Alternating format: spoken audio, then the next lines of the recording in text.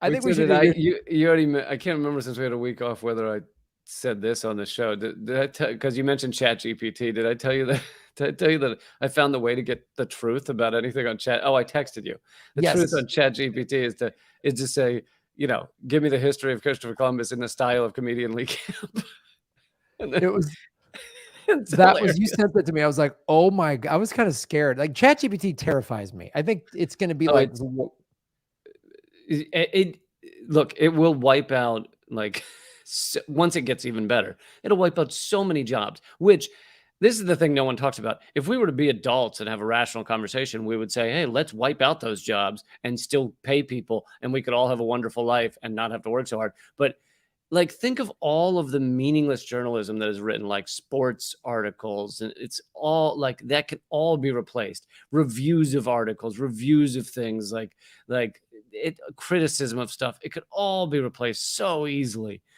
Humor is if you're good at it, they haven't replaced that yet. Eventually they will, but for now, I think we're safe for another 10 years. The jobs getting wiped out is scary. People not using the creative parts of their brain anymore to just let ChatGPT, I don't have to do a second or third draft of this. Just let chat do it.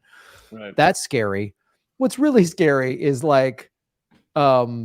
ChatGPT, impersonating somebody's voice. Wow, the ChatGPT sounds like Drake. And I was like, who cares about Drake? What if ChatGPT goes, hey, pumpkin, it's your dad. Can you open the door? To some teenage girl, you know what I mean?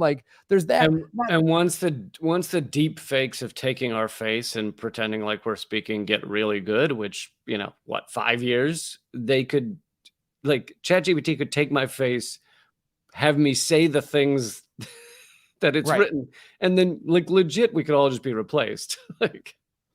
Yeah, but it's not even, there's that, but then there's also if ChatGPT can just impersonate someone, it's hi, this is General so-and-so at NORAD. Here are the launch codes, and then go through all the safety protocols that we have in place. You know what I mean? Am I